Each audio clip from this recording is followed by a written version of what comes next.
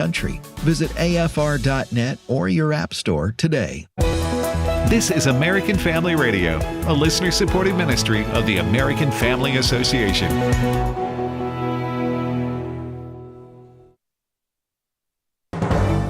American Family News, I'm Rusty Pugh.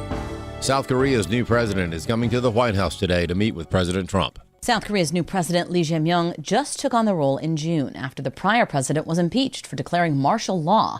He'd called the liberal opposition in his country anti-state actors. So this will be the first meeting between President Trump and South Korea's leader in his second term. Even without meeting, South Korea successfully had negotiated their American tariff rate down from 25% to 15% earlier this summer. Now, coming with the president of South Korea is a group of high-profile business leaders, including the CEOs of Hyundai, Samsung, and LG. Key topics of discussion are expected to include trade, but also intelligence sharing with Japan and an increase in South Korean defense spending, as well as South Korean efforts to assist in U.S. shipbuilding. Jessica Rosenthal, Fox News. Russia and Ukraine are still at odds with each other over peace talks, even after President Trump's big summits with Russian President Vladimir Putin and Ukrainian President Vladimir Zelensky. South Carolina Republican Senator Lindsey Graham says the U.S. needs to hit Russia where it hurts. Do what you have to secure Ukraine, get security agreements, and if Putin doesn't play ball, crush his economy, tariffs on those who buy his oil. The Democrat Party continues to face fundraising struggles and declining voter registration. But House Minority Leader Hakeem Jeffries is dodging questions on why this is happening. Why are voters turning away from your party? What is the problem? Most of that activity, as I understand it, has occurred in Florida and Texas. And certainly it is the case that nationally we're going to have to invest more in these two red states. At the end of the day, it's also going to be important for us to continue to make clear to the American people what we stand for as Democrats. Steamboat Institute Blankley fellow Amber Duke says that's a non-answer, and Democrats should have figured out their problems by now. You would think so, but if this meeting goes any way similar to their 2024 annual meeting, I think they're in for a bad time. They have a major fundraising shortfall compared to the RNC. They've been hemorrhaging voter registration numbers in at least 30 states, according to the New York Times. They don't have messaging. They don't have a leader. Now they've decided that they're going to go all in on a gerrymandering fight, which is actually only primed to turn out better for Republicans than Democrats. A new report from Defending Ed finds that the nation's two largest teachers' unions have funneled more than $40 million into left-wing groups since 2022. Defending Ed researcher Ryan Staley says teachers' unions put politics over students. Show me your budget and I'll tell you what you value. And what we found is the teachers' unions value far-left political power and left-wing ideologies. They took this money and they basically indirect taxes from their teachers, and they funneled them into their pet projects and their allies on the left, groups like Arabella Advisors and the Trevor Project even. And so this comes at the expense of families and students and teachers in the classroom trying to just improve reading and test scores. An Illinois school district is openly defying a presidential executive order by allowing a boy to play on a girls' volleyball team. A strapping 6'4" freshman boy with no experience has been allowed to compete on District 211's girls' volleyball team. Laura Higgins of Breakthrough Ideas says this physically imposing boy is changing using the female locker room. They have seen him. He wears a bra. And so even if girls, and I do know that there are girls who are going in the bathroom stalls to change their clothes because he's changing, but it's not just that these girls don't want to be seen.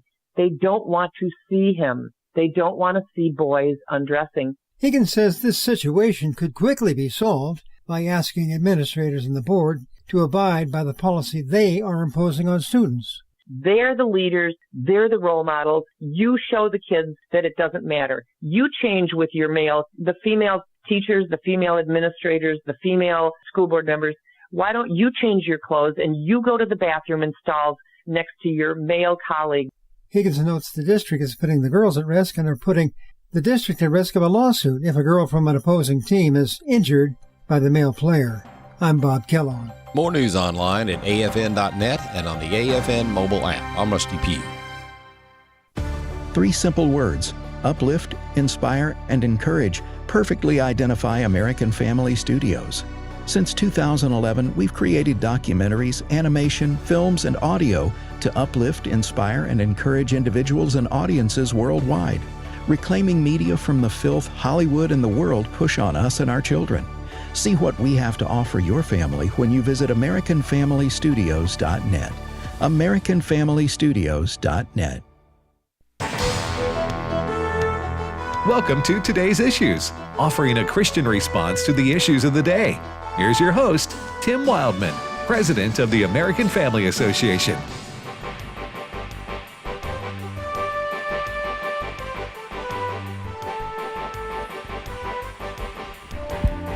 Hey, good morning, everybody, and welcome to Today's Issues on the American Family Radio Network for this Monday, August the 25th, 2025. I'm Tim Wildman with Ed Battagliano. Good morning, Ed. Good morning, Tim. And good morning, Fred Jackson. Hey, good morning, Tim. All right, so nothing's going on in the world, so we will return you to our regularly scheduled. No.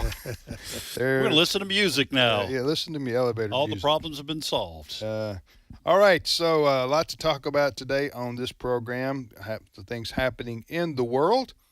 And by the way, we've had a team of guys, Chris Woodward being one of them, who's been over in Israel the last few days, right? Yes, 3 members of our staff, JJ and Chris Woodward and John Riley. John Riley has stayed on for an extra time over there. John Riley, for those who may not be aware, he does our Israel update on the weekends, does a fantastic job. And I think he has relatives in Israel too. So he's staying on, but Chris and JJ made it back to American soil this morning. They are now treading time. I'll put it that way. Does that mean sitting in a New York or Atlanta airport? Newark. Newark. Okay. They have to wait about 7 or 8 hours for their connection to Memphis. Yeah. I tracked their flight last night. FlightAware is a lot of fun, in case anybody's not aware. Yeah, from the time fascinating that they sarcasm. From the time they took off, they flew over Vienna, Austria, and over Greenland and down into Newark this morning. About 12-hour flight, something like that. Yeah, totally in the dark. Mm-hmm. That whole flight. I've done that many times, and you have to go north to go south, so to speak. Yes. Because you're flying on the curvature of the Earth, which is save time. Yeah, Yes. which is a sphere. So yeah, you save time. So a couple of times I've gone what looks like to be, more a direct path if you were to lay the Earth flat on a surface. But yeah, you have to go. You go up over Greenland and Iceland and Great Britain from New York, and then come down through over the Alps and Italy and down into Tel Aviv. Just a word of friendly advice. Yeah. I would never talk about laying the Earth flat. That's going to really cause some of our listeners to lose their minds. Okay, because they think Tim is a flat earther. I'm a flat earther. Okay, you can say what you want to, but I've almost sailed over the edge a couple times on summer vacation. And I will say this: I've made that trip to the Middle East just twice. Tim, yours is in the dozens and dozens of times, but you do not want to get stuck either going or coming back next to a crying baby. Which I did on one of the trips. It was either to Israel or to Jordan. And on the way over there, this shows you that God is opposed to the proud. On the way over there, I had an open seat next to me. Okay. And which is rare. Those are usually packed. Mm-hmm. And I thought, oh, Lord, thank you so much. I could stretch out, put my stuff there. And the thought crossed my mind, God blesses his children when they're living right. I was kidding about that part. But on the way back, the flight, crying baby 3 seats down, crying baby behind me. My television didn't work. Oh, and goodness. It was just a complete slap down. Yeah. What did you do while you were there? Yeah. My goodness. It was awful. He raw dogged. Isn't that what they call it? I have no idea There's what that meant. There's a term, it's a new expression that they use for people who look straight ahead with nothing, just staring off into space for hours on end. You ever heard this? You've never seen this before? I've done that before. I don't know what raw Really? dog means. Yeah, I think that's what it. Anyway, now I will say this: I've eaten hot dogs cold on occasion, and so that's the closest I've gotten to raw dog. Yeah, that may not be what it's called. It's called something like that. It's where people can just stare straight ahead and with no TV, no entertainment, no sound, no nothing for hours. So, all right, Fred, what's the first thing happening in our world today? Well, as we sit here and chat with our audience, President Trump is in the Oval Office at this very moment, signing a bunch of executive orders. One of them being he's called upon his defense secretary to set up specialized National Guard units around the country to deal with public order issues. And we're going to talk about this a little bit later because President Trump thinks beyond D.C., cities like Chicago, Baltimore, New York, they need National Guard troops. So also he's, if you burn the flag, you get 1 year in jail. Now remember, these are executive orders, folks. It seems to me flag burning has gone up the proverbial legal pole all the way to the Supreme Court. What this executive order means, I'm not sure. But also, he wants to end cashless bail also. So all of this is going on in Washington, D.C. right now.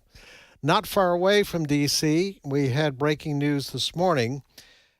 He could perhaps be called the best-known illegal alien. His name is Kilmar Abrego Garcia.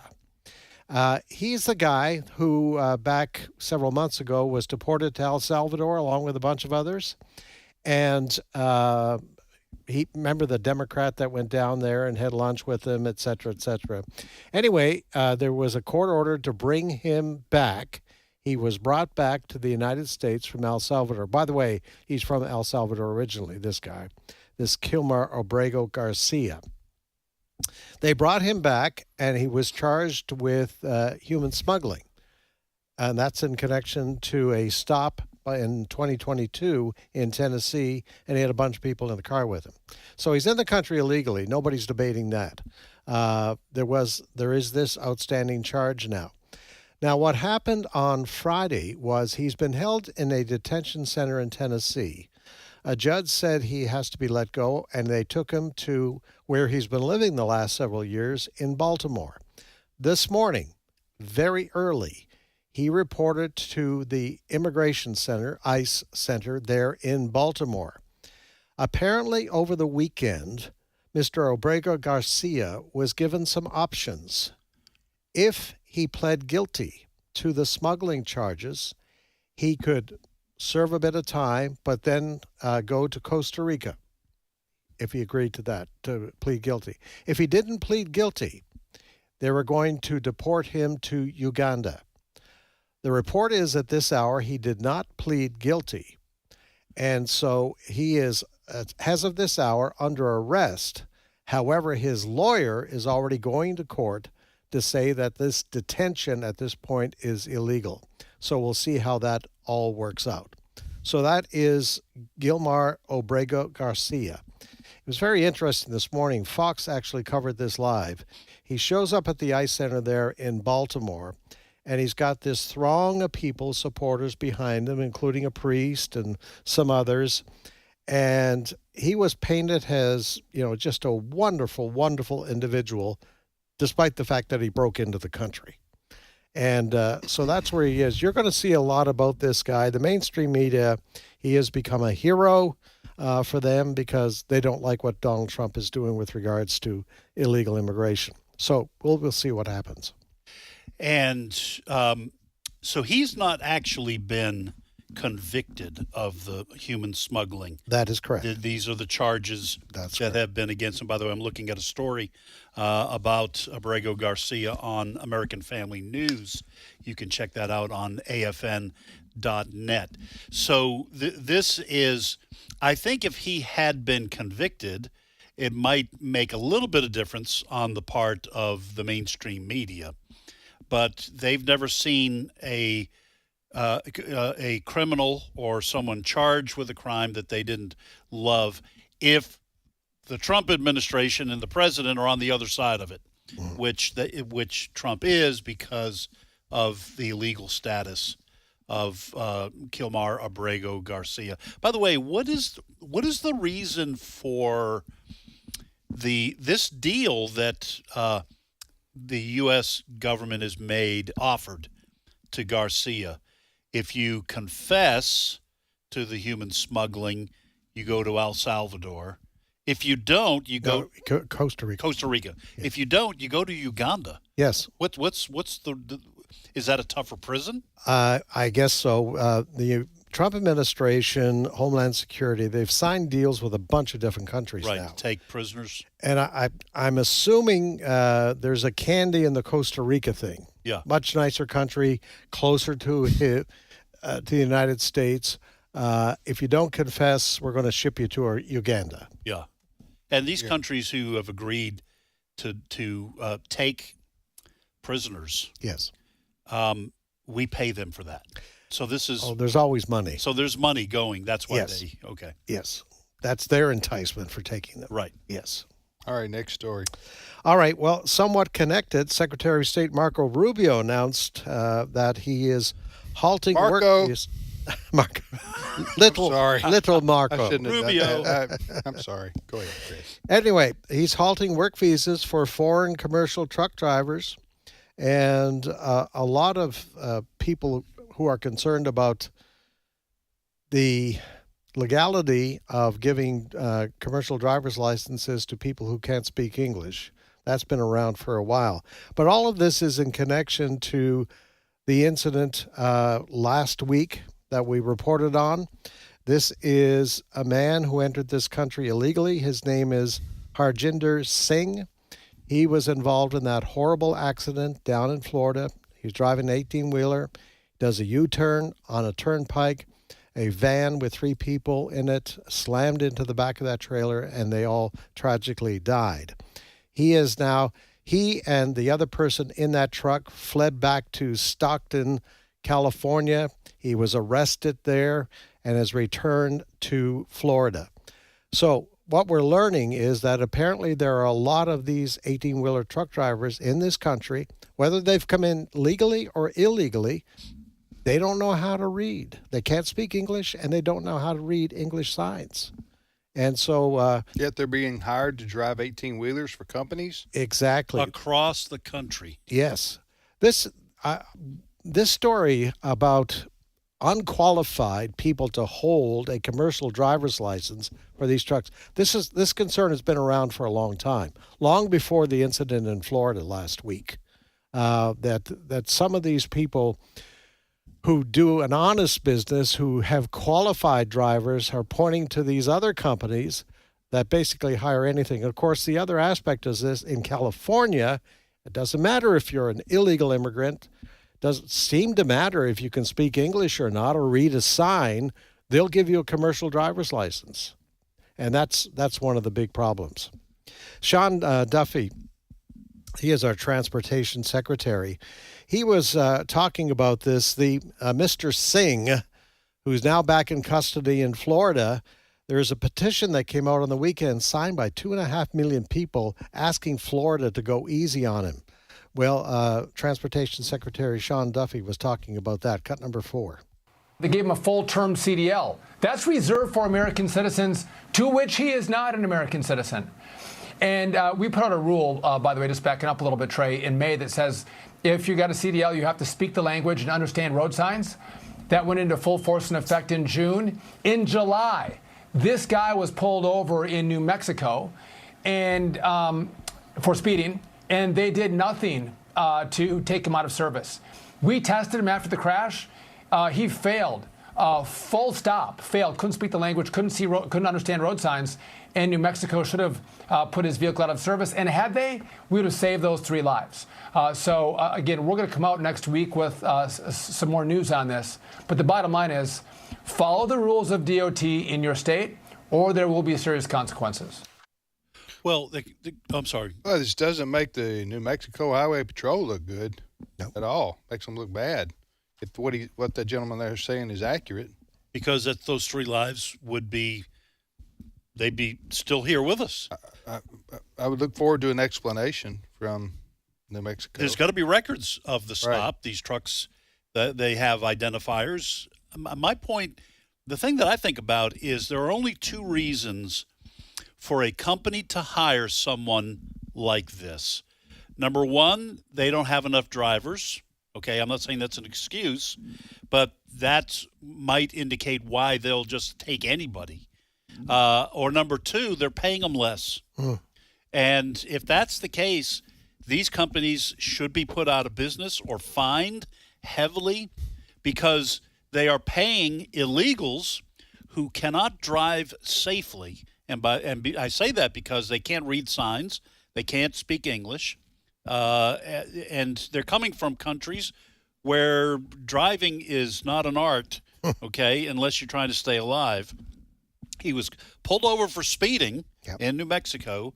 So if these companies are hiring someone so they can pay them less, that's putting American citizens out of work, and they just don't want to pay a good wage for their truck drivers. I don't know what other reasons there could be for hiring someone who is an illegal and can't speak the language or understand signs. Yeah. You're just either so desperate for someone to drive a truck, you'll lower your standards, or you already have low standards and you pay less. So Marco Rubio, the Secretary of State, he's doing what exactly? What's the bottom line of this story? Well, the bottom line is they're going to stop giving work visas for foreign commercial truck drivers. Okay. All right. So it doesn't matter whether you've entered the country legally or illegally. Right.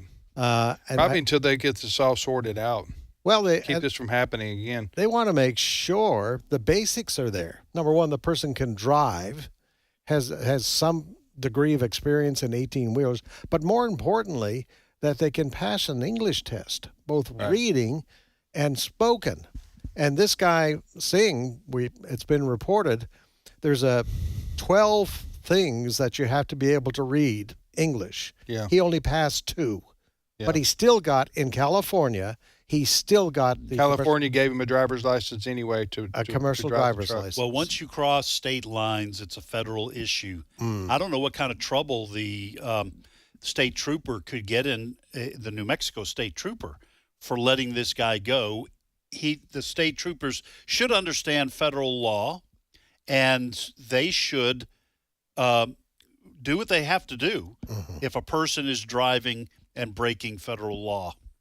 I mean, they're not federal agents of the federal government, but I don't know, something has to be done. But if they're I'm just interstate. envisioning a highway patrolman in New Mexico walking up to the truck, or the truck driver, this guy getting out, this Indian man from not American Indian, but a Indian, getting out of the car, of the 18-wheeler, and trying to converse with this guy. And you guy going, this guy can't even speak English. And I don't know. It'd just be interesting to see what was written down. I will say that maybe the state trooper looks at him. He says he's got a California driver's license, commercial. Yeah. And maybe it's not up to the state trooper, I guess, to see if he can pass a driving test. Maybe he thinks, well, he's got a license. Right. California, they know what they're doing. I don't know. All right, you're listening to today's issue. Well, good for Marco Rubio, though, for doing that till we get that situation solved or worked out to keep that from happening again. And I know there are probably a lot of nervous companies if they've got people out on who are not legal citizens out on the highways driving commercial trucks. Absolutely. Did you see the other day where there was a fella in New England who was a police officer who was an illegal alien? What? Did you not see this? A policeman? Yeah, he was a policeman. and he was illegal. He was here illegally. Look at it. Type it up. Type it. New England. Type it up. I don't know. Can you type it down? New England police officer is.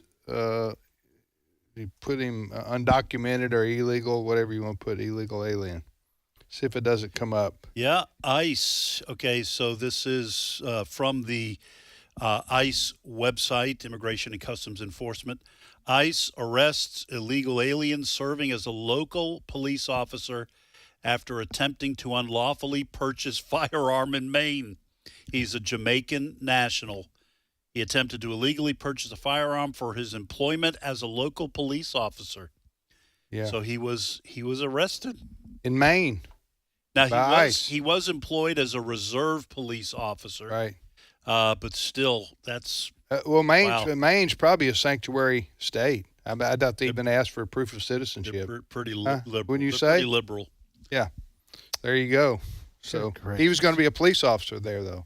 Or was he? Well, he was. This ICE. A Jamaican in Maine. Yes. Talk about somebody that was stand out. Yes.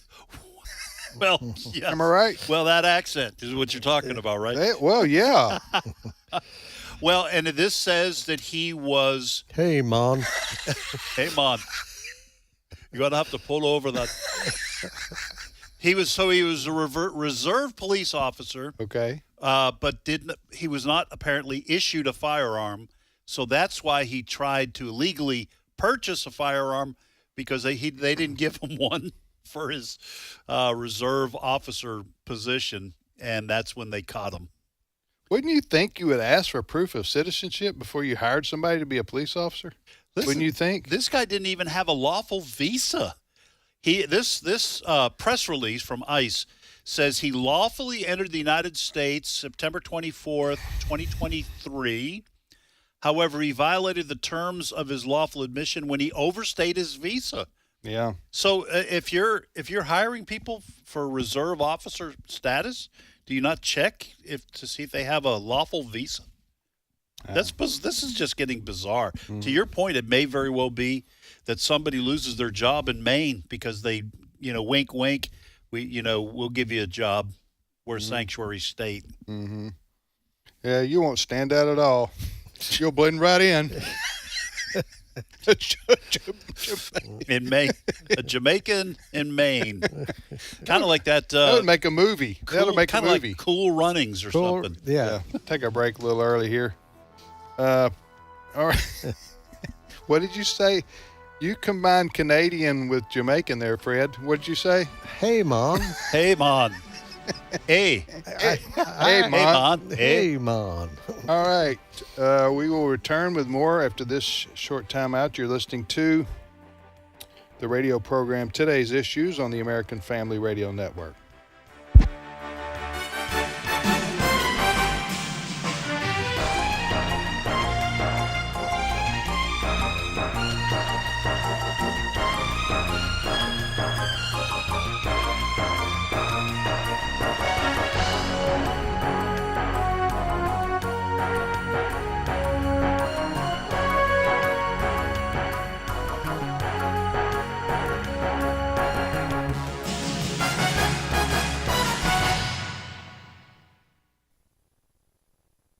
It's my turn. Here is your host for My Turn, Don Wildmon. Years ago, I wrote a letter to my father. He was alive then. And I shared some thoughts with him. I'd like to share that with you today. Dear Daddy, once every year they have a special day for fellows like you. They call it Father's Day. And on that day, we children are supposed to honor you. Somehow that just doesn't seem right. Oh, not that you shouldn't be honored, you deserve that, but that we should have a special day to do it. Somehow I have an idea that every day is, for fathers like you, a Father's Day. For every day, folks like myself go through life, make decisions, pass judgments, and in general, live out our lives on principles that our fathers taught us. Often I think about what would have happened to me if I'd ever started looking at the bottle to solve some of my problems. I know many people who have. They used to say that 1 person in every 16 who drinks becomes an alcoholic. The figure is probably a little higher now. But I don't have to worry about becoming an alcoholic for the simple reason you taught me not to drink. I remember very clearly when I was but a youngster asking you about drinking. You told me that you never did. That solved the thing for me then and there. If you didn't drink, then I knew I shouldn't either. I sincerely try to treat people fair and honest, to treat them as I would like to be treated. In other words, I try to apply the golden rule to my life. Where did I learn this? Not so much from my Sunday school teacher or preacher as from you. Oh, I know, you never set me down and made me memorize it. But I learned it as I saw you practice it in your daily life. And memorizing it wouldn't have helped much unless I saw you practicing it. You never gave us children much money for the simple reason you didn't have much to give. You would have given us your last penny if we had needed it. I know that. But you gave us something worth many times over the value of money. You gave us a good name. I've always been proud to carry a part of your name. I do so with head held high. Seems that I remember somewhere in the good book it says a good name is to be chosen rather than great riches. I believe that. As I grow older in years, I grow continually more thankful for your influence on me. I cannot knowingly cheat a man or tell a lie or do any other thing which is morally wrong for the simple reason that as a growing kid, you taught me an honest, better way of living. Most folks measure success today by how high you rise or how much money you make or how powerful you are. Those criteria are false. And those persons who measure success by them are fools. The successful people are people like you. They're people who give their children real riches, spiritual riches. I have many ambitions in this life, Daddy. You know that. But ranking high on the list is this one, to be as good a father to my children as you were to yours. If I can do it, I too can be successful. Thanks for giving me a good start. This has been My Turn with Don Wildmon, a production of the American Family Association. Therefore, preparing your minds for action and being sober-minded, set your hope fully on the grace that will be brought to you at the revelation of Jesus Christ. 1 Peter 1:13. American Family Radio. This is Today's Issues. Email your comments to comments@afr.net. Past broadcasts of Today's Issues are available for listening and viewing in the archive at afr.net. Now, back to more of Today's Issues. Hey, welcome back, everybody, to Today's Issues on American Family Radio, Mon. And Tim with Ed and Fred.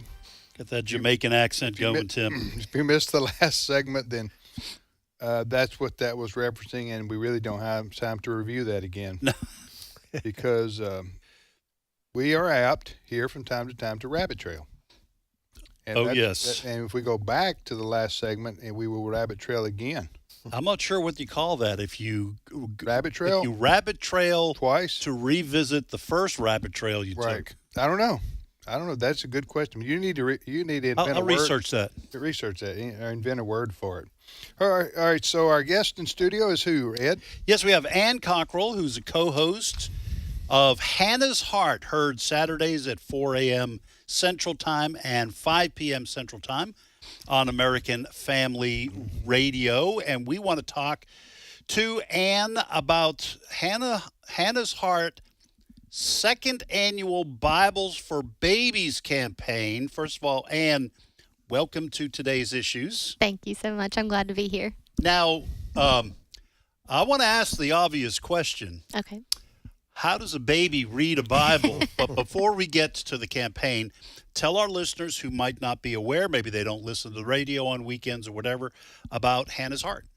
So Hannah's Heart was created mainly to hopefully minister to couples and encourage them to cling to Christ during their time of struggling with infertility, miscarriage, child loss, that kind of thing. But we've definitely grown to more than that, especially on the show.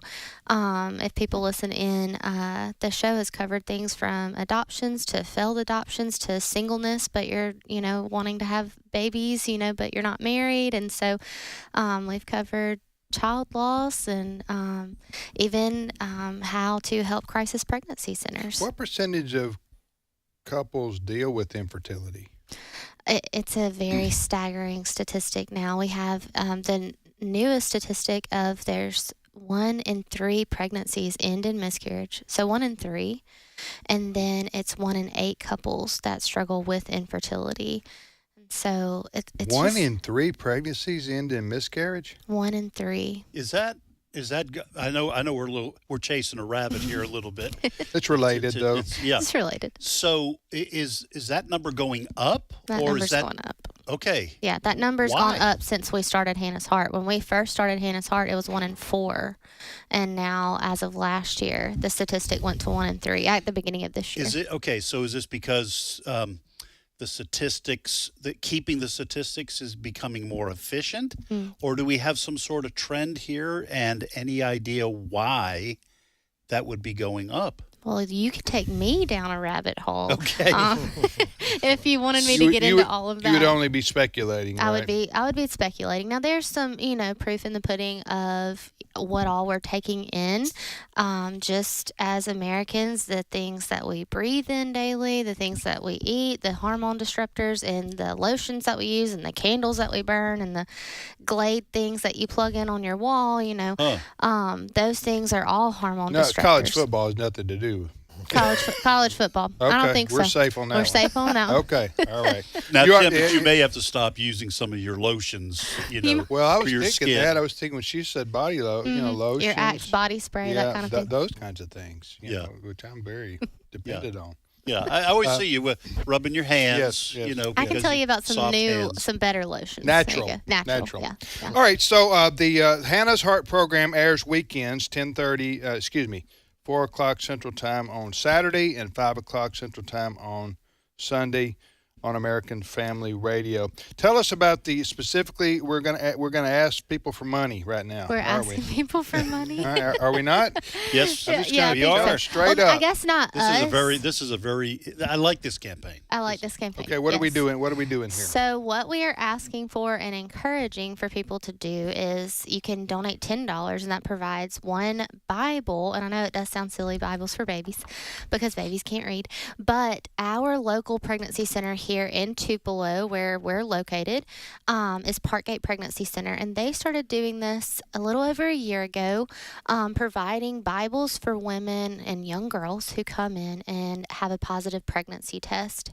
And so that is their first baby gift, their first congratulations, because we know that crisis pregnancy centers, they're usually seeing girls that might not have been planning for this pregnancy, right? But we as Christians know and believe that each child that is conceived is a child made in the image of God, rather that being conceived is necessarily what we believe is the correct way. It's probably might be outside of marriage or might not be what should have happened, but that baby is here and is created in the image of the Lord, and if it has a heartbeat, then that's a life worth saving and worth celebrating.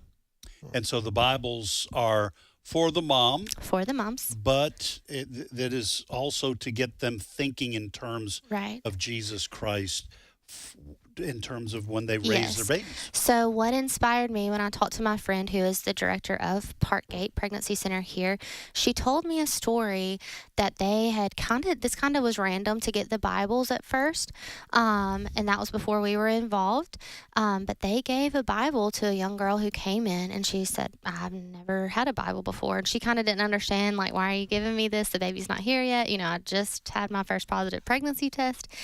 But she ended up going home, reading that whole Bible to her little baby belly that night, came back the next day and said, I want to know Jesus. I want to know. I read this whole Bible last night. Is it just a New Testament? It's no, She it read starts the with, whole Bible? Well, She hold didn't on. read the whole Bible overnight. It's a children's Bible. Oh, Yes, okay. so it's a new beginner's children's Bible. Yeah. All right.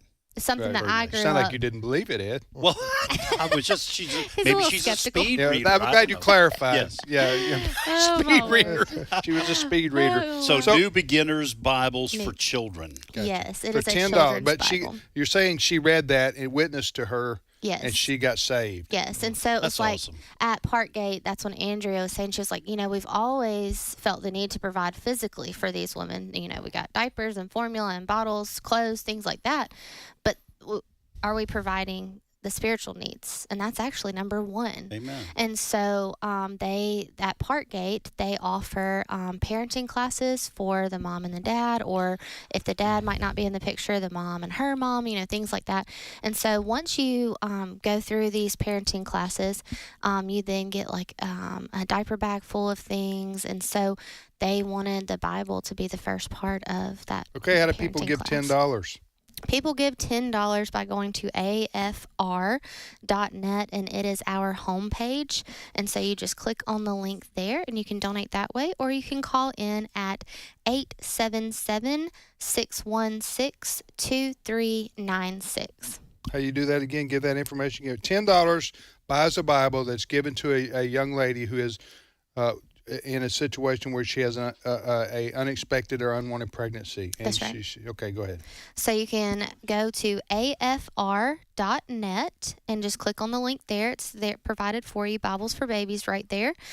Or you can call in at 877-616-2396. I do want to make our listeners aware. If you go to afr.net, the first thing you see is a big banner there, and it changes. There's 4 or 5 different banners, so you might have to wait, or you can click an arrow to get to the very first one, which is the Bibles for Babies campaign. Yes, that's thank where you. you would click. All right, Ann, thanks so much. Thanks so much for having me. Appreciate you being on with us. That's And that wasn't a bad rabbit Ann trail. Cockrell. Yeah. Huh? That wasn't a bad rabbit trail. We're going to have Ann back to talk about this with the miscarriages. That's stunning. Yeah. So we'll make plans to have you come back maybe next month or I'll have my something. show notes ready for that. Yeah, there you go. You'll have your stats ready. It's Ann Cockrell joining us. And as always, we encourage you to support your own local crisis pregnancy center. Yes. In your community. Lots of Christians don't even know there are crisis pregnancy centers in their community. A lot of churches don't know. And those churches should be helping those crisis pregnancy because that's the front line of the pro-life movement. Yes. Think about it. Yep. And there's no laws that stop you from participating. Even if you live in a blue state, you should be, your church, if your church is pro-life, and you should be going to a pro-life church, then your church should be in some way supporting the local crisis pregnancy center, which is trying to help the young ladies who are in a situation that, where they are considering whether to abort their baby or keep their baby or give their baby up to adoption. Right. And also, most crisis pregnancy centers are what you call Christian based, and so they are witnessing. Yes. And just like that was Ann's talking about the fact that the spiritual life is actually most important. And so these Christian crisis pregnancy centers are trying to do both, trying to take care of the spiritual needs, but also take care of the physical needs, which are very real to these young ladies who are oftentimes single moms or first-time moms. They're scared, and they need help. Yes. Fred, what's your next story? Well, over the last many years, one of my favorite restaurants has been Cracker Barrel. Cracker Barrel, yeah. Love going there. Breakfasts are wonderful. But even if you had to wait outside in those rockers. And I've bought a lot of Christmas gifts because they have very unique Christmas gifts in there. But, I probably have gone to my last Cracker Barrel because of what's going on there. And I think probably there are a lot of Americans who feel the same way. Why? The reason being I was going to say the company has gone woke, but the company went woke a long time ago. They just hid it. Yes, by the way, and let me just, listeners, you want to hang in here because I thought this was kind of recent, but this goes back a decade or more. Yes. 12, 13 years, maybe even more. If you haven't seen it yet, I saw my first new billboard advertising the new branding, as they call it, but it goes so far beyond that. It goes to the leadership of this company, which has had a virus that came in, like you said, Ed, about 10 years ago. And I want to, Robbie Starbuck is a conservative activist. He exposes things going on in companies. All right. He was the first that did the Bud Light, wasn't he? I think he might have been the first with the transgender spokesperson. Yes. Listen, folks, basically what's been going on, and we've seen this in other companies before, is that they start bringing people into their board of directors. And this is what happened at Cracker Barrel. They started to hire people who were LGBTQ, who were, diversity hires, however you want to explain it. But let me give you a little bit about Robbie Starbuck what he's been reporting over the last several days of the things that have been going on, the kinds of people they've been hiring, what they've been up to at Cracker Barrel. Cut number 13. We investigated Cracker Barrel, and what I'm about to show you is a company infested with left-wing activists who are more interested in safe spaces, pronouns, and virtue signaling than they are in their customers. I think the best way to start is by telling you what you've been funding if you've gone to Cracker Barrel in recent years. So let's start with Nashville Pride. Yes, Cracker Barrel is a proud sponsor of Nashville Pride and have been part of it for over a decade, along with participating for multiple years in Evansville, Indiana's Third River City Pride event. They even made LGBTQ plus rocking chairs for these Pride events, the same Pride rocking chair that they put front and center in their Tennessee corporate office and at their 2019 Managers Conference for the Cracker Barrel managers.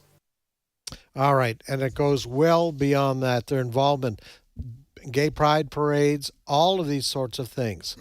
All of this leading up to some big changes on their branding and what the restaurant now looks like inside. It had that kind of down-home farmer's look. I used to love going in there because my grandfather was a farmer, and they'd have equipment that used, horse-drawn hay rakes and all that sort of thing, saddles, all of those sorts of things. And now they want it to look modern, but now we know what is behind all of that. And that is a CEO and groups of people that sit on the board of directors that think that it was a good idea to have heavily involvement from the LGBTQ crowd. Well, here's the thing. Now, I saw the headline for a New York Times article about this, and it said that this change in the logo and then the designs, the layouts and the what's on the walls of the individual restaurants has become kind of an ink blot test, Rorschach test, where you see what you want to see in it. The left sees it as just good marketing changes. Conservatives see this as a betrayal of the restaurant's values. I was surprised. I tend to now think this might be a little more woke. At first, I wasn't sure what to make of it. I'll be honest. Because all restaurant change up. They make changes. Now, Bishop E.W. Jackson this morning, he was substituting for Jenna Ellis. He said, in his opinion, what Cracker Barrel is trying to do is to appear less white and less country, because there's the old white guy that was the old part of the logo, and then inside the restaurant you had all these implements, farming implements that kind of speak to country values and the old way of life. So I have no idea what Cracker Barrel was thinking. I don't particularly care for the new layout. Their food, at least in the local restaurant, hasn't changed a whole lot. I haven't been for weeks and weeks. well before this announcement. But it had been trending downward in quality a little bit. In terms of this being, as Bishop Jackson laid out, an attempt to move away from country and rural values, I can't answer that question, but they're getting a lot of flack. And in the week of the announcement of this, their stock plummeted. But I think now it's kind of moved up a little bit. We'll have to wait to see if this turns out to be a go woke, go broke thing. Well, I didn't know that they were so heavily involved with the Human Rights Campaign. Mm-hmm. That Human Rights Campaign is a left-wing organization based in Washington, D.C., and they promote the LGBTQ agenda. And evidently Cracker Barrel's been giving them money. 10 years. 10 years, yeah, been giving them money. So so I was surprised at that. I was surprised to hear that. I just don't understand why companies do this. Great company, they had to be making money. Every time I drove by a Cracker Barrel, the parking lot was full. Right. And you had to wait many times, sit outside in the rockers and wait to get in, especially on Sundays. The place was packed. So you're doing a really good business, and you sit around a boardroom and you say, let's change things. Right. I just don't understand that. Why you do that. And the only reason I can come up with is that you have a change of thinking at the very top, and you're going to try to appeal to a whole new group of people. Right. Even if it costs you those customers that have been loyal to you for decades. Yes, I think that's part of when people say go woke, go broke. And by the way, Robbie Starbuck is no one to mess with. He gets a lot of publicity on. He's not a superhero, by the way, even though the name sounds like a superhero. But he gets a lot of traction on social media, and so I don't think this is going away. If he targets Cracker Barrel, you may wind up seeing a continued erosion of support from people who don't like being told, even though it's implied, we don't need you anymore, we're going after someone different. And by the way, when I said Bishop, a lot of our listeners do know who Bishop Jackson is. He's a black man and a preacher. And so when he says he thinks they're just trying to appear less white, that's not coming from a white guy. That's coming from a black guy who's observed a lot of this woke / DEI. What's white about? what's color centric about Cracker Barrel? Well, it's the logo. The logo was an old rural white guy standing. What's wrong with that? Well, exactly. I think that's what Bishop Jackson was saying. I just see an old guy in overalls by a Cracker Barrel. Yes, which is the name of the store. Right. Well, that's because you're thinking rationally, Tim. It is irrational for people to think this speaks about white privilege and this is a That's white insane. store. I know it's and I don't know whether that was the motivation, right. but why else get rid of the old guy? He has some nickname. And all the times my wife and I have been in Cracker Barrel, guess what? Blacks and whites, it's very diverse. It's diverse. I don't get it. People want quality food, and they don't like to. I don't like to think that this restaurant I'm going to, is so kind of preaching at me about my beliefs. Yeah. By telling me they're illegitimate. Whether or not that catches on in terms of the people who go, I guess it depends on whether the food remains good. But we'll have to wait and see. Next story, Fred. All right. Well, things are getting better in Washington, D.C., crime-wise. The U.S. Attorney for D.C., you probably know her, Janine Pirro, reporting this morning that the district has gone 12 days without a murder. And apparently, that's extraordinary. Given the murder rate in D.C. and the violence that we've seen, there's nothing short of just a miracle that's going on there. And, of course, we know, I think it's at least 6 states now have their National Guard soldiers there. And she was reporting there have been over 1,000 arrests just in the last couple of weeks since those soldiers have gone in there. Do you know how, we could probably find out from people who've been in the area, but do you know how the National Guardsmen are being stationed or positioned? Are they block to block? Are they, in Washington, D.C.? How do you know that? I don't know how they're being assigned. I have seen images, and they're like everywhere. I think particularly they're certainly in areas where you may have some tourists, but also, the subway system, the metro, all that sort of thing.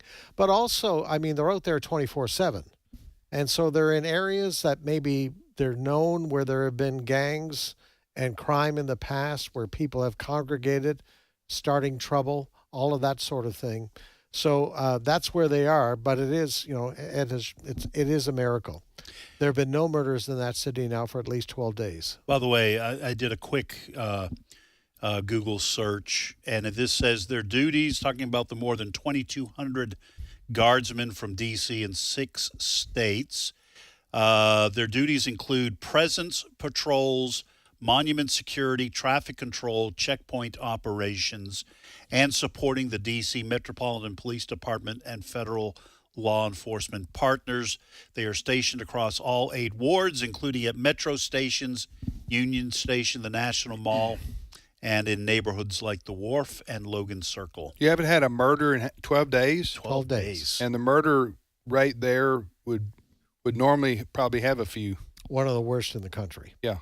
So, well, the reason I ask about how they're positioned or stationed is if you've got them block to block maybe, and they're visible.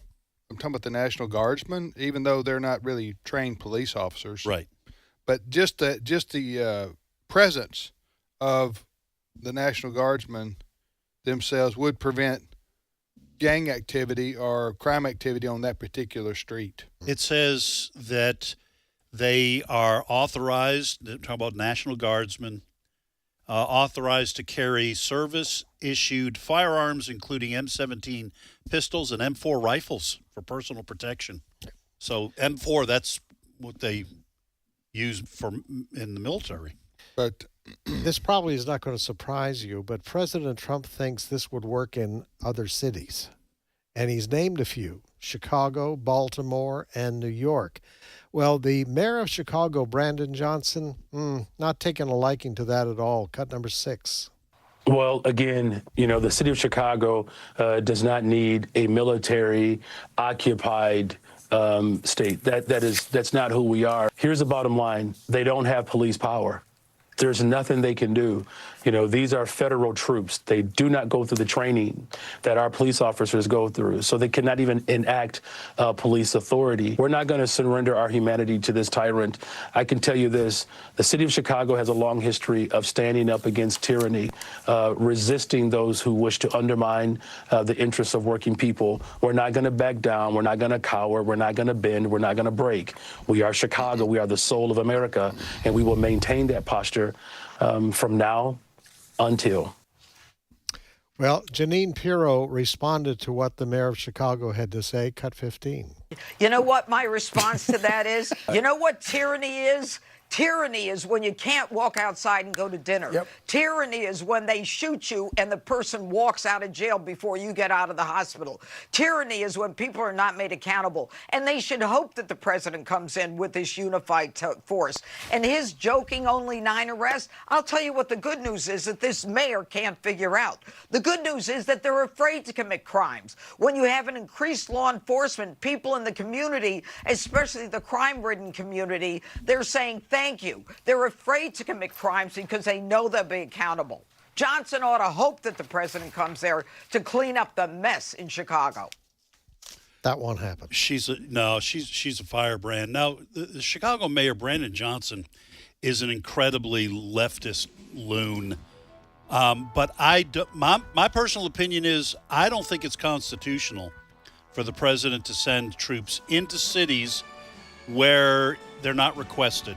D.C. is a different story because it's a federal district, but But President Trump does not have the authority to send in troops to clean up a mess that is made by duly elected leftists like Brandon Johnson.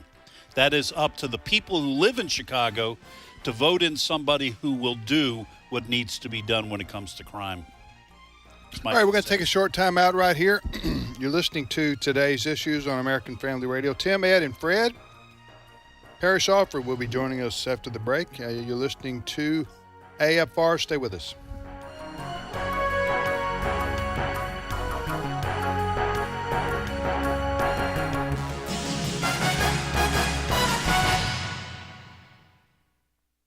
The views and opinions expressed in this broadcast may not necessarily reflect those of the American Family Association or American Family Radio. Faith, family, freedom. American Family Radio. Hey, if you're looking for family-friendly entertainment or resources to strengthen your walk with God, there's one name you should remember: American Family Studios. We don't just want to bring you shows, movies, and specials that will entertain or build up your family. We're committed to honoring God by making them both biblically sound and of the highest quality possible. Check us out at AmericanFamilyStudios.net. This is American Family Radio, a listener-supported ministry of the American Family Association.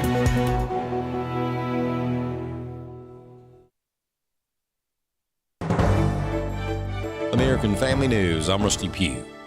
President Trump has signed executive orders this morning focusing on violent crime. One deals with cashless bail. That was when the big crime in this country started.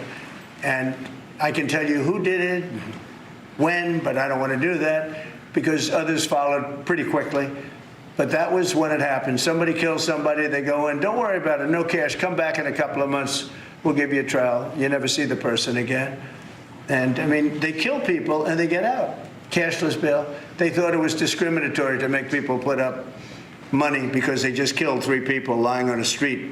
President Trump has made Washington, D.C. safe again, and Chicago is next.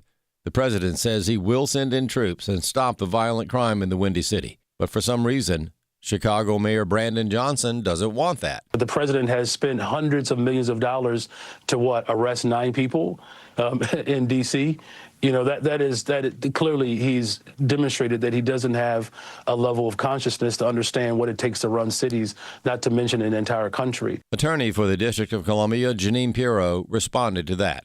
You know what my response to that is? You know what tyranny is? Tyranny is when you can't walk outside and go to dinner. Yep. Tyranny is when they shoot you and the person walks out of jail before you get out of the hospital. Tyranny is when people are not made accountable. And they should hope that the president comes in with this unified force. And his joking only 9 arrests, I'll tell you what the good news is that this mayor can't figure out. The good news is that they're afraid to commit crimes. And President Trump also responded to the Chicago mayor. I watched as a very incompetent mayor from Chicago said, well, what do they know? They only arrested 9 people. I said, 9 people? We didn't arrest 9 people. We actually arrested a total of well over 1,000 people. We took hundreds of guns away from young kids that were throwing them around like it was candy. We apprehended scores of illegal aliens. We seized dozens of illegal firearms. There have been 0 murders. The Department of Homeland Security reveals where Kilmar Abrego Garcia will be heading next. Not long after turning himself in to an ICE facility in Baltimore, the Department of Homeland Security confirmed Kilmar Abrego Garcia will be sent to Uganda. Abrego Garcia is at the heart of the debate surrounding the Trump administration's immigration crackdown after he was deported to El Salvador earlier this year. He was brought back to the United States to face smuggling charges in Tennessee before returning to Maryland. In Washington, Ryan Schmelz, Fox News. And finally, archaeologists say they have found the village where 3 of Jesus' disciples lived. Steve Jordahl reports. A wildfire on the north shores of the Sea of Galilee in Israel uncovered some mounds archaeologists say may be the remains of the town of Bethsaida, where Peter, Andrew, and Philip lived and fished. They have also found fragments of pottery and walls dating back to the Roman era when Christ lived. Biblical apologist Alex McFarland says he's seen it over and over again. Quoting Nelson Gluck, referred to as the Dean of Biblical Archaeology, he said it may be categorically stated that no archaeological discovery has ever controverted a biblical reference. But he says some Christians downplay all archaeological finds, as well as scientific discoveries that confirm or explain the hand of God in our world. They say all they need is a childlike faith.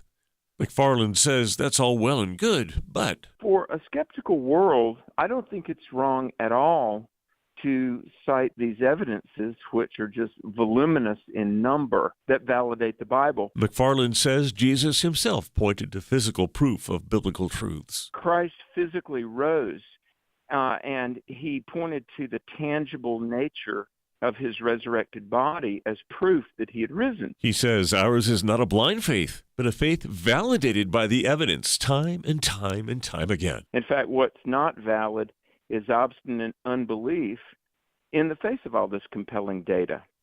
I'm Steve Jordahl. Stocks slipped in early trading on Wall Street today after a big jump last week in hopes of more interest rate cuts from the Federal Reserve. More news online at afn.net.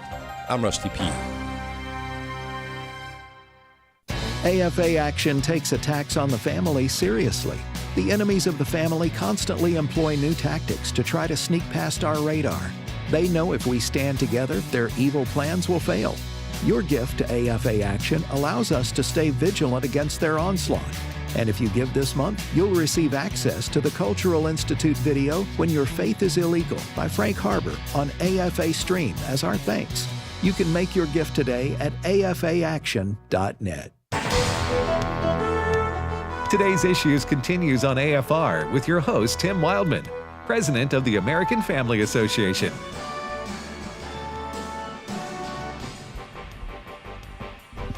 Hey, welcome back, everybody, to today's Issues on the American Family Radio Network. As you know, last week we reported that Steve Paisley Jordahl has gone off with his wife on a cruise to Alaska that I'm not telling anything he didn't already tell the world.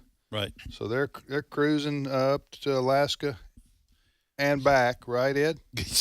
I think so. I think this is a round trip. A round trip. I'm hoping this is a round trip. Yeah, so filling in for Steve is our good friend Parrish and colleague Parrish Alford. Good morning, Parrish. Tim, how are you? Doing well. Did you have a good weekend? I did, man. It was fast. Did you watch any college football? I got in trouble for watching college football. Oh, you did? My wife said already? Week one? Already. You were in trouble? Said I watched week 0. My wife said I watched too much of it. Oh, right. Well, you know how they are. Well, you just then Parrish, you just set the record straight right here on national radio, and you just tell everybody who's boss at your house. Yeah, you turn the no. She said turn the TV off. There is a boss. You have a problem. You have a problem. You have a problem. You understand? You're sitting here watching some two small schools play on TV, right? At 10 o'clock at night. Kansas State. Well, actually, they're not small schools. No, I know. They were the first. Yeah, Iowa State and Kansas State played over in Dublin, Ireland, right? Yes. That's right. Did you know? I watched a replay of that game. I didn't watch that game live. The Irish need to do a better job of painting the field. You could barely see the hash marks or the lines on the field. Well, and I kept having flashbacks to my former life, sitting in press boxes and trying to chart the ball play by play, and I just thought I would be losing my mind. Yeah, I mean, just got to give up. Literally, you could, if you watch it on TV, you could barely see the hash marks. Evidently, the Irish, they're not used to marking a football field, American football field. But then they had I understand it was a rain deluge prior to the game, which made it, or maybe during the first part of the game, which made it, maybe made the lines wash away. Well, that's not what I heard, Tim. I heard that they did a great job painting the field, but overnight leprechauns came and messed with the field. Well, that can happen. They're prone to do that. Especially in that part of the world. Very mischievous. Leprechauns, you got unicorns that are roaming around over there. They'll trample on it. They're trampling. So you got problems that are unique to Ireland. Yes. The little people. All right. What do you mean by that? That's what they call them. What?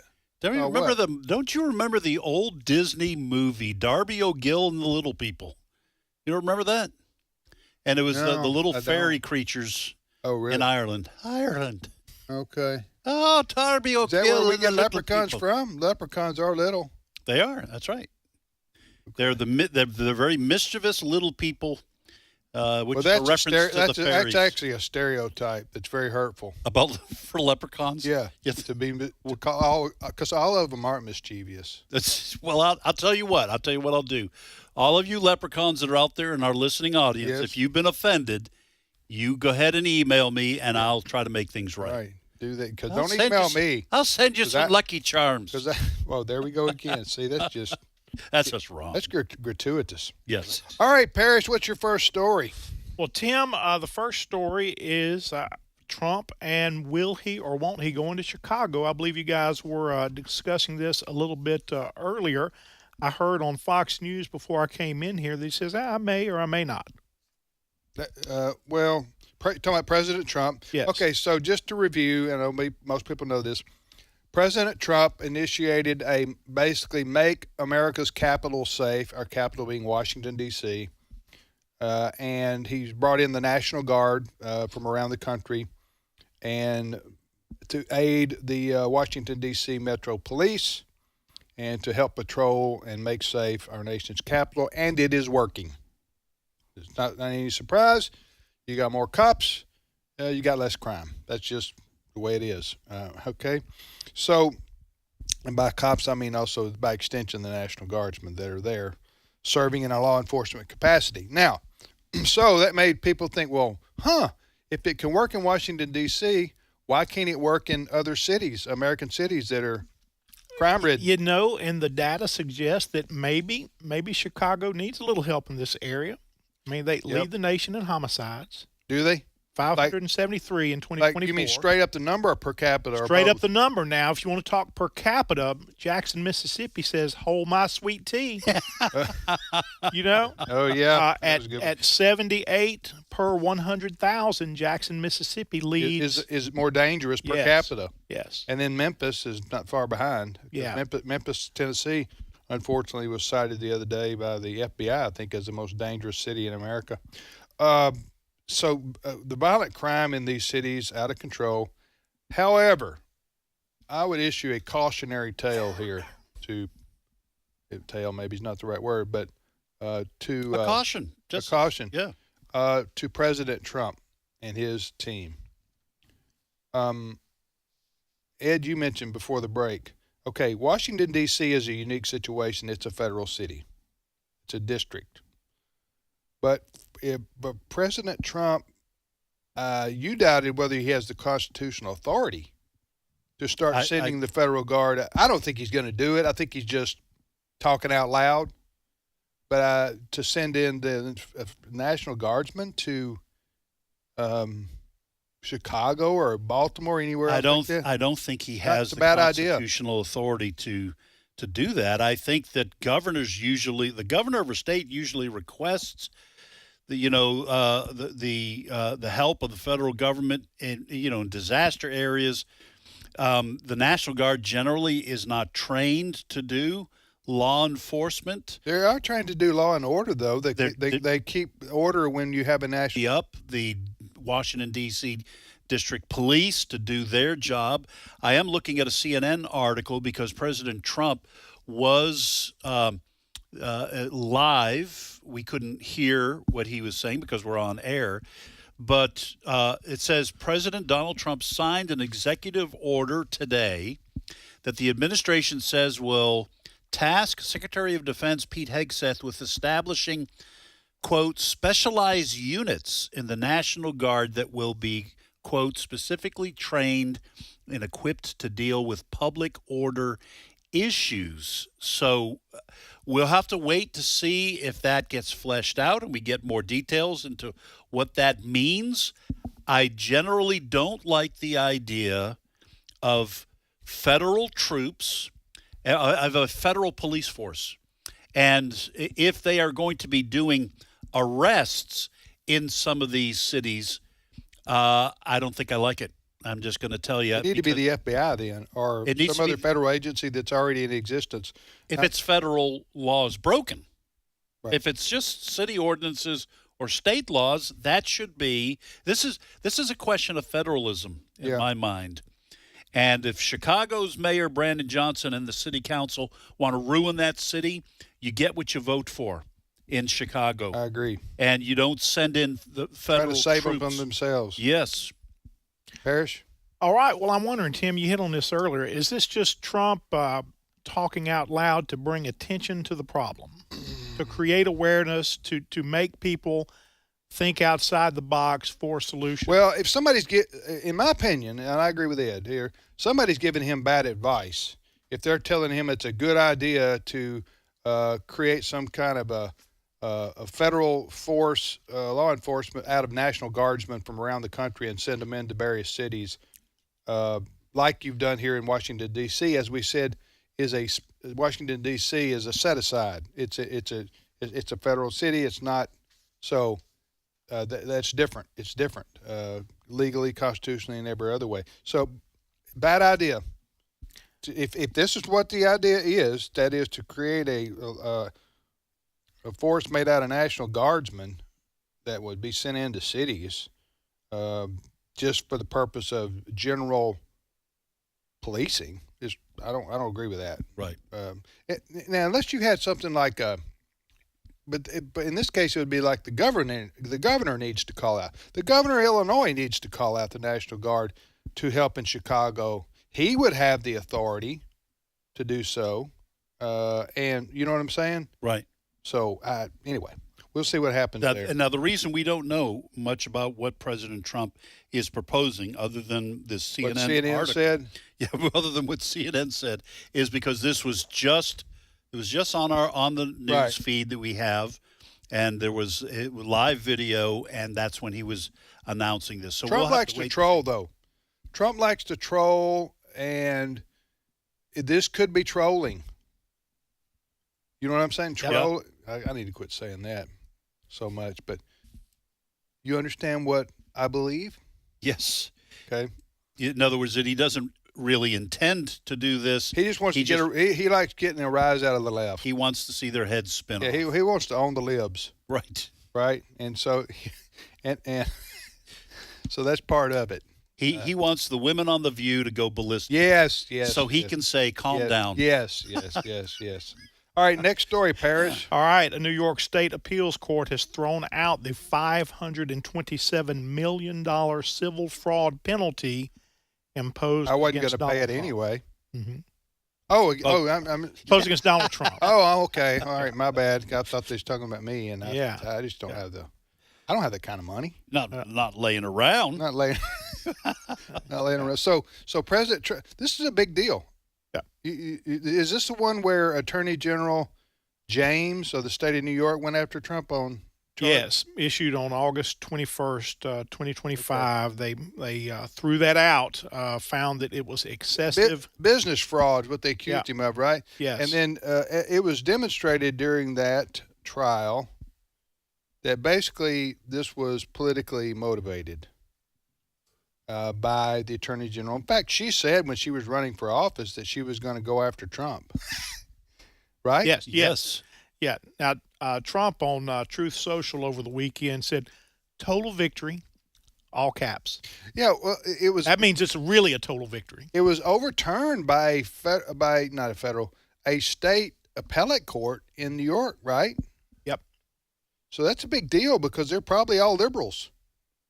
And yet they said this was didn't they say that it was politically motivated? They said the ruling is excessive and likely violates constitutional protections against severe punishment. The Eighth Amendment forbids excessive.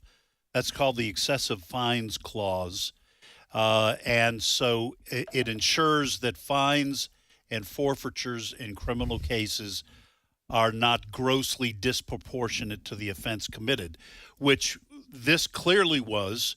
Now, this ruling does not vacate the original ruling against President Trump, which goes back to, was it 2022? So at least 2 or 3 years. Yeah. Because I remember him sitting in that courtroom watching them on TV. Yes, yeah. Go ahead, but what does it do? So it doesn't overturn that? It leaves in place the underlying finding that Trump engaged in fraud by exaggerating his wealth and property values over a decade to secure favorable loan and insurance terms.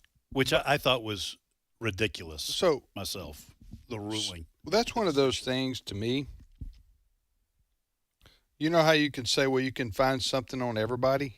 Yeah. That, that you've done technically, and that sounds like to me, this is what this was. She was going after him for political reasons when you would normally go after people on these kinds of charges. Right. Especially if you have a situation where a businessman here, she's saying you exaggerated your net worth in order to obtain loans from banks, right? Isn't that Right. Yeah. Okay. So I'm thinking to myself, isn't that really between the bank and the person borrowing? Because isn't it the bank's job to do due diligence on whether they're going to be paid back by a person borrowing millions of dollars? And listen, I think yes.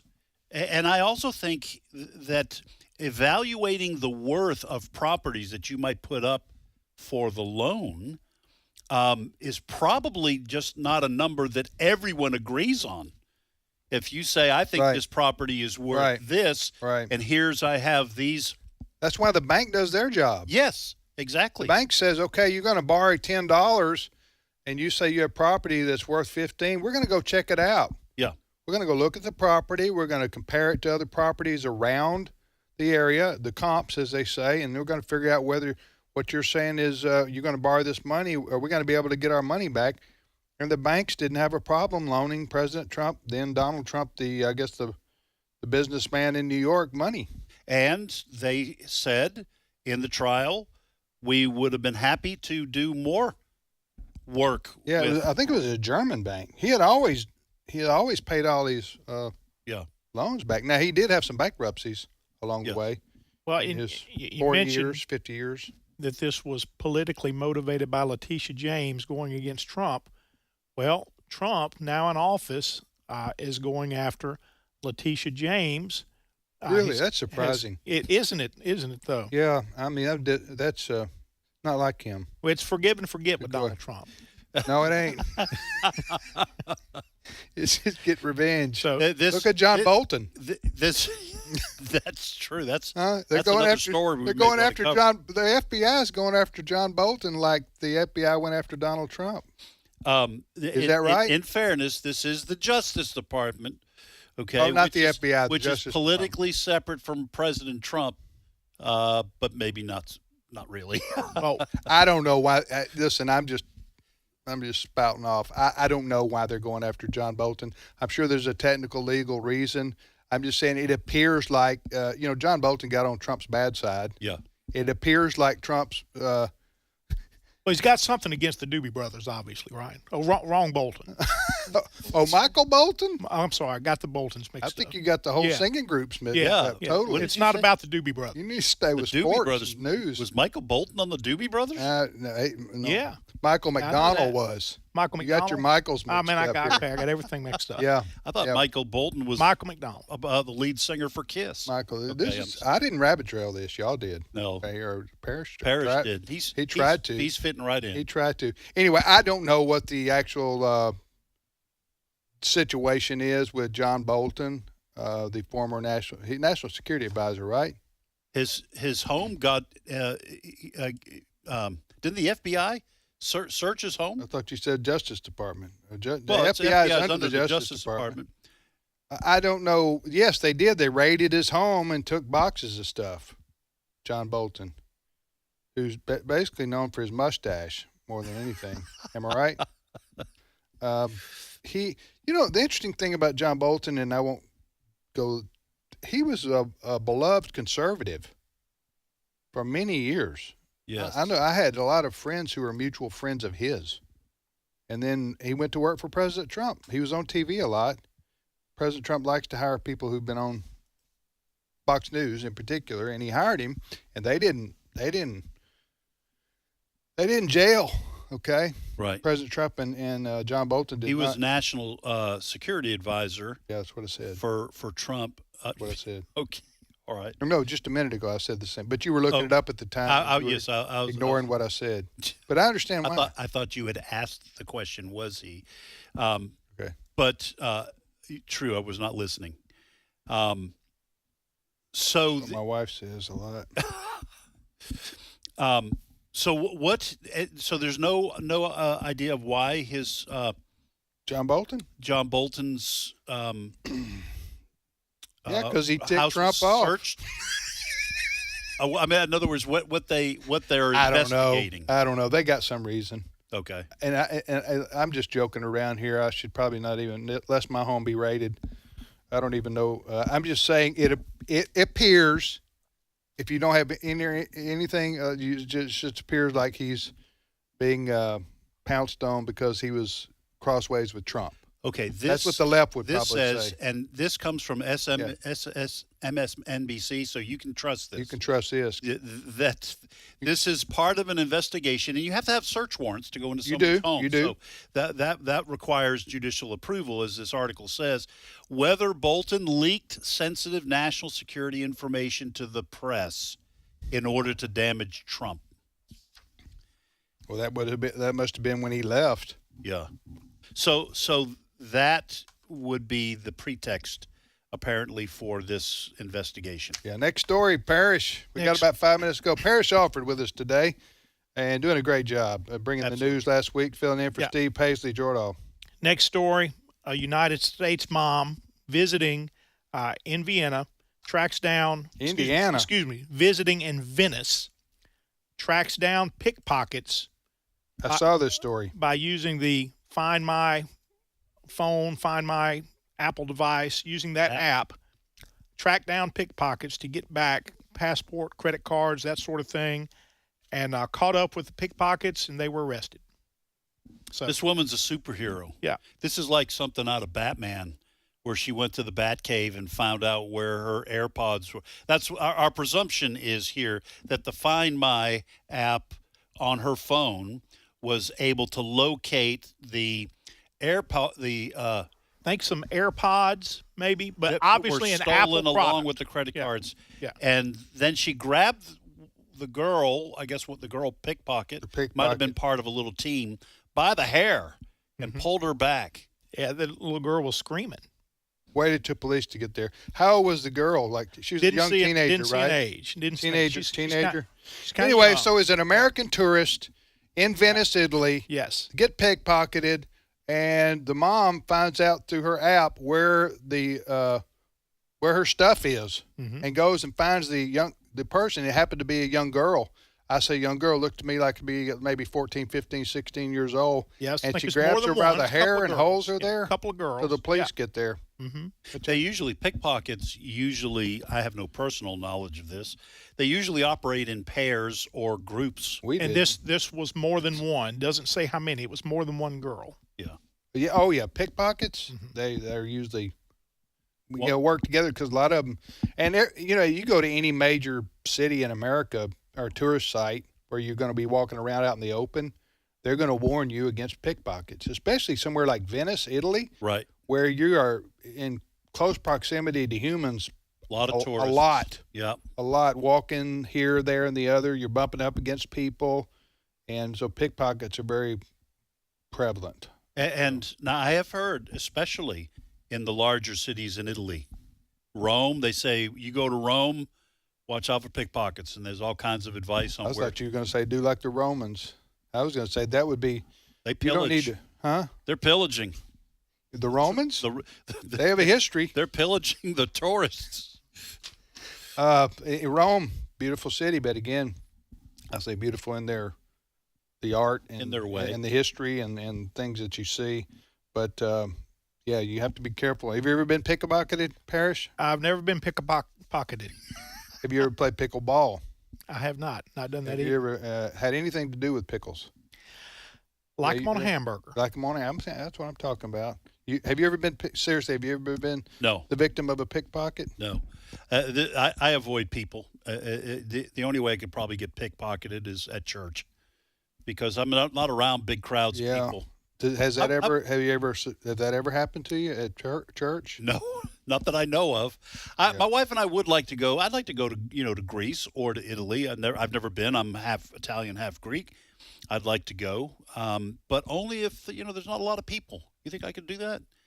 Just get rid Well, of the people. there are some things called off seasons for tourists, so maybe you could go when there's less people in those places. The number of people here in this studio is about what I'm comfortable with.